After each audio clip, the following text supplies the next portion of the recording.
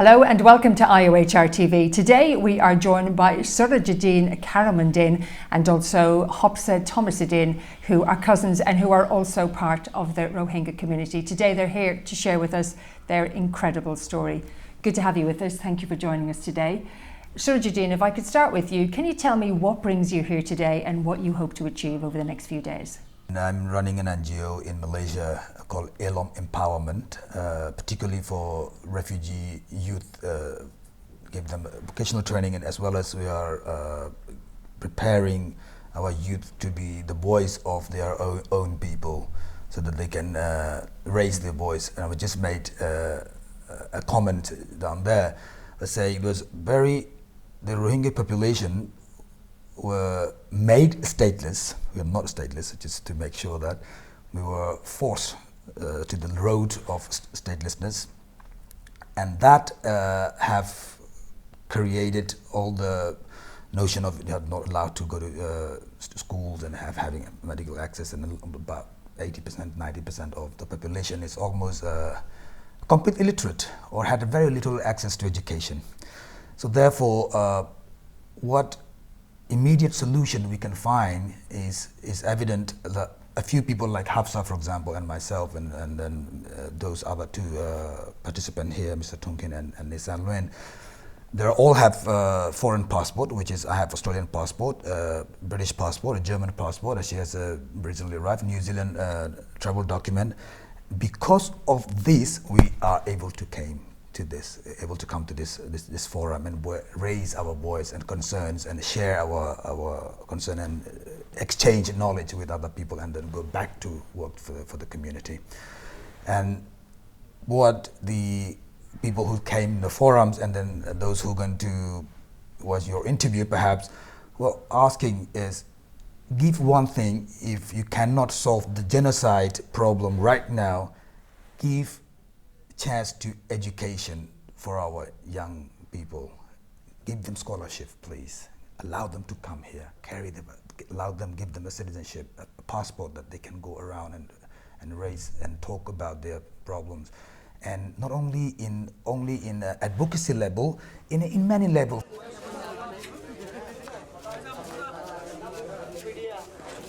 From class 6 to since last 4 years. So I'm going to ask some questions first of all. आज यहाँ मैंने बाबा hostel बाहर कर दिया रे बाबा मैंने हॉस्टल लगा रहा बुझी लगा वाला गरम पर आधो को जाना रे बाबा बाहर कर दिया बट यहाँ लाना बेशी हॉस्टल दुख प्रकाश करी किंतु आज जो यहाँ लेखन गैसा यहाँ जो यहाँ जो बांग्लादेश जो लगा वाला गुरने भाई दिले बांग्लादेश जो सुख सुविधा ना भाई दिले यहाँ मैंने उन्हीं में क्या लगा वाला गुरने सुख सुविधा यहाँ गंजा साया 4 5 2 years. For example, when we have Rohingyas are given a chance for education in US, for example, some of them are going back to Malaysia and Bangladesh to teach them, to use their skills to give back to the community. तीन आज जाती उन्नत गति आज माने संवादिक हिसाबे जाती माने तत्व लेर जाती माने अंतर्जातीय हिसाबे माने तत्व प्रसार करी आज जाती उन्नत करी संवादिक गति. The same question to you. What brings you here today? Why is it so important that you're here? When I was a refugee in Malaysia for 8 years, and I have been in different locations for 10 years actually, I feel like it is my responsibility to take part as a Rohingya, as the person who have lived, suffered and escaped from this situation, to do whatever little things I can do. So I started to get involved into the activities where there are conferences for the Rohingya people, advocacy work, or even empowering the women from my community. So what I have been doing for these 8 years in Malaysia is I have involved in a lot of programs and works where we do a lot of empowerment for the women and girls, also gender-based violence stuff. And also I do involve in a lot of advocacy stuff, like I said, because as the oppressed, it is also our responsibility to try our best until our last breath in order to be able to go home. Because no matter where you are for the unavoidable situation, you never feel home unless you're home. By home, I mean the country where we were born, where our ancestors were born, and where they have lived, suffered, and fought for this nation. And like my cousin brother has mentioned, we are not born as the stateless people. We are not stateless. We are just given this label without our consent. Of course, we did not have the right to say no. Under this label, we have lost so many chances. We were made to be vulnerable. We don't want to be vulnerable. Nobody does, I think. To be honest with you, that is not the label we choose to have. That is the label we were forced to have. A lot of us don't want to accept it because it is not right. We all know that that is the land where our ancestors have lived, served, and fought for. We all know in our essence that this is our right to be the citizen of the country. No matter where they recognize us, they don't recognize us. We are still, and we will still be, the land of the people of the land. I think that's the reason why some of us are still denying that we are not stateless. So because of this statelessness, it has created so many barriers where we become illiterate, where we couldn't even defend by ourselves. We became voiceless. This conference is like no other human rights conference because everyone that's here, we're all here for the one reason, to end statelessness. Tell me what you hope will be achieved over the next few days. Those participants here of the conference, they are well researched and well known about the situations, and I would see any action, any resolution that comes from this conference, and maybe the pool of the experts here, the lawyers and activists and artists and many different the people would come together and form a network that would become a force to put pressure not only the Burmese government, also the government of the European Union, United Nations, US, Britain, and 5 big nations, all of them, to do the right thing. What is the right thing? It is a genocide. According to Genocide Convention, they must act. And it is ongoing genocide.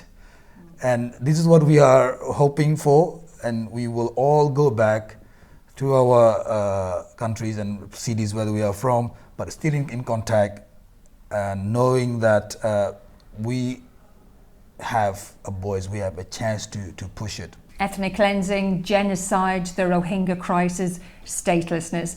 Most people are not familiar with statelessness actually means. How do we educate the wider community as to what's happening? I think we are doing this now, like this, the conference. And this is not the only event that we reach out and talk about.